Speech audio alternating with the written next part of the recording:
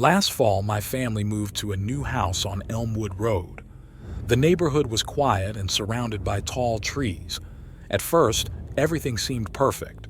But soon, strange things started happening at night. One night, I was reading in my room when I heard footsteps outside. They sounded like heavy boots walking down the road. I looked out the window, but no one was there. The footsteps continued, getting closer to our house. I felt scared. The next day, I asked my parents if they heard anything.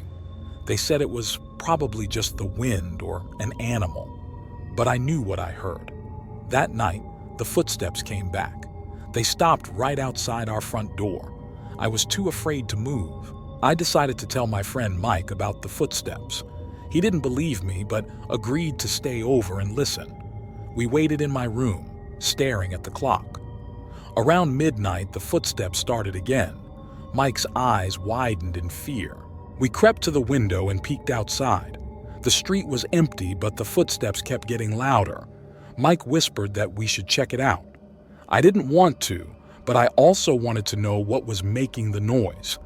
We grabbed flashlights and went outside. We followed the sound down the street.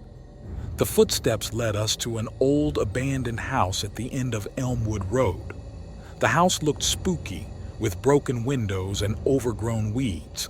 The footsteps stopped at the front door. We hesitated but decided to go in.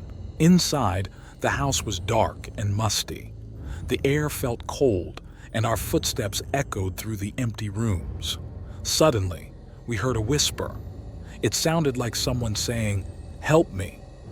We looked at each other, terrified, but continued to explore. In one of the rooms, we saw a dusty old diary on the floor. I picked it up and started reading. It belonged to a boy named Tom who lived there years ago. The last entry talked about hearing footsteps and seeing a shadowy figure. My hands trembled as I read. Just then, we heard the footsteps again, this time inside the house. We turned around and saw a shadowy figure at the end of the hall. It was coming towards us. We screamed and ran out of the house, not stopping until we reached home. The next day, we told our parents, but they didn't believe us. We never went back to the abandoned house. Sometimes, I still hear the footsteps at night. I will never forget the phantom footsteps on Elmwood Road. It was the scariest experience of my life.